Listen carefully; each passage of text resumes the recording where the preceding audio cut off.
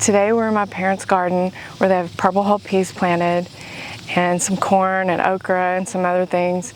Today we're going to pick some purple hull peas and we're going to shell them by using a pea sheller that my dad made from an old washing machine roller, and he added a motor to it. So it makes it really easy to shell the peas and your hands don't have to turn purple, and it's really neat. I can't wait to show it to you. But first, let's pick the purple hull peas.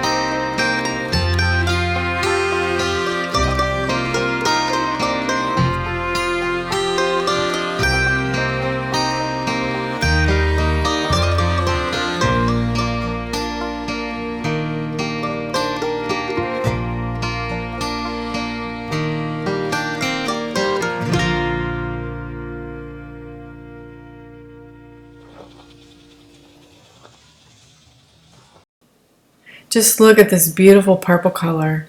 That has to be good for you, right? After we shell the peas, stay tuned because I'm going to cook them and make a summer veggie plate for dinner.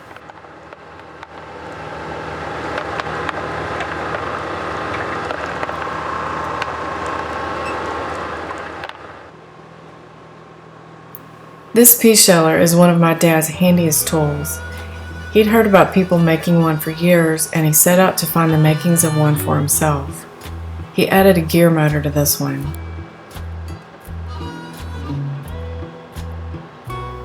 The pea sheller does damage some peas, but Dad says that the amount is minimal, and it's so much faster than hand shelling. It's better than a whole day to shell a bucket full of peas and having your fingers turn purple. Dad's strategy is that he plants 4 rows of peas. That's more than plenty for 2 people, and that allows for any sacrificed peas. We shelled a bucket of peas in about an hour with this sheller.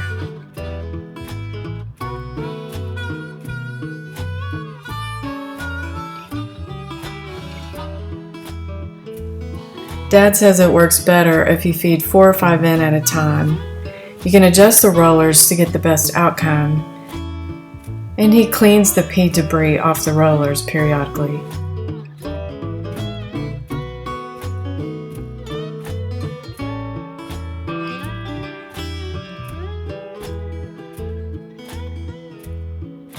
I found it to be mesmerizing to watch the peas poke out of the holes and roll down to the container.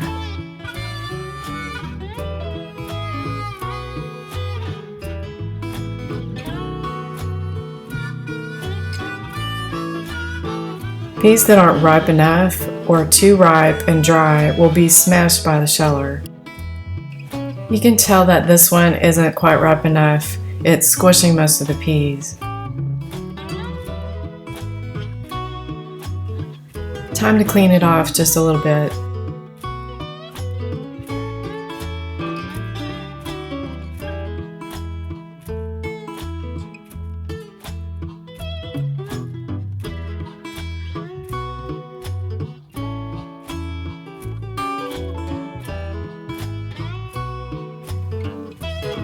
After all the peas are shelled, The empty hulls go back to the garden to be tilled into the soil after the garden is finished producing.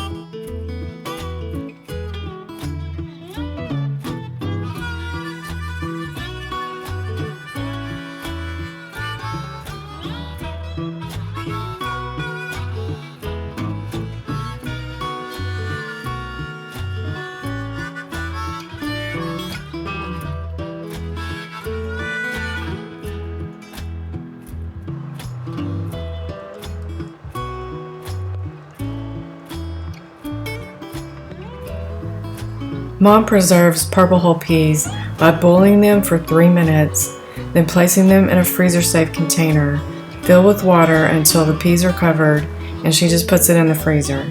She says that packed in water they keep for 2 or 3 years, and they taste just as fresh. She dumps them in a colander and rinses them to thaw. It just takes a minute.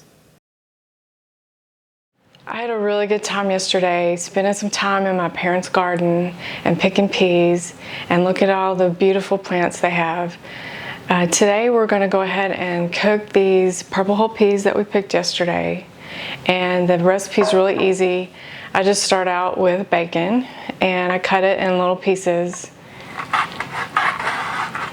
and I go ahead and fry it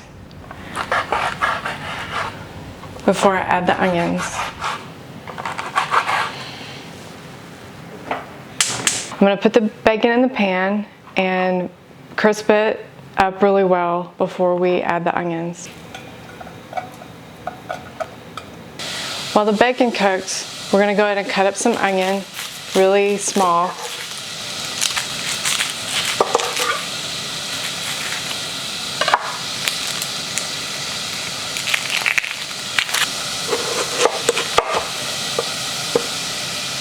I like to dice mine really, really small.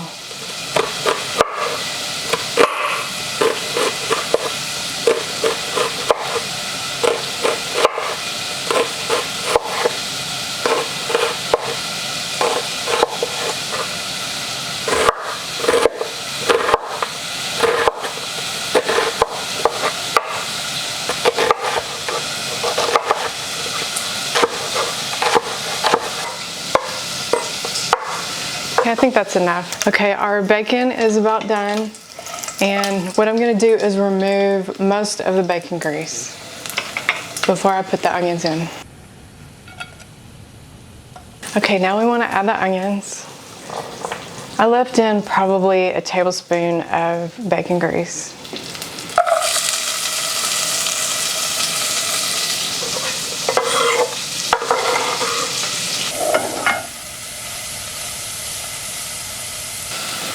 And then I like to add just a little bit of salt. The bacon is really salty, but I'll just add just a little bit more.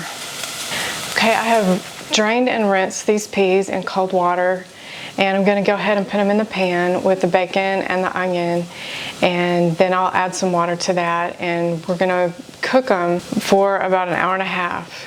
And I'm going to keep checking on them to make sure and add more water when the water gets low.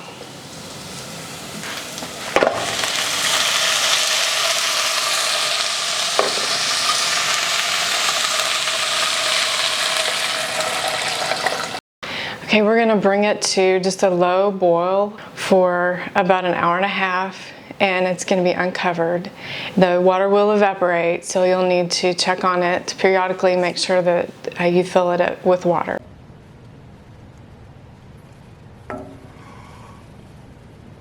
While the peas cook, I'm going to go ahead and put some corn on the cob in the oven. And tonight we're going to have corn on the cob, we're going to have purple hull peas, sliced tomatoes, and some bread, and it's going to be so good. I thought we could have just a summer veggie plate for dinner.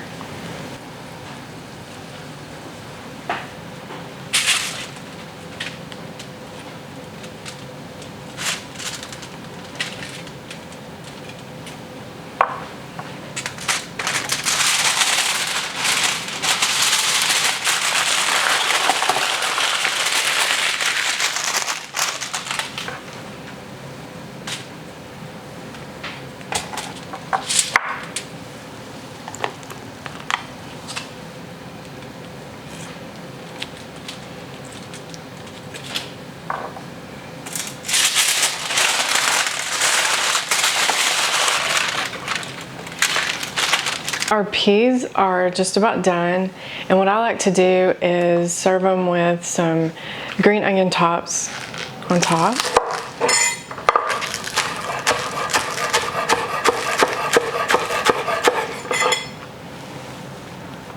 And earlier I roasted a hatch chili and peeled it and chopped it, and so I'm going to put that on top of mine and see what that tastes like.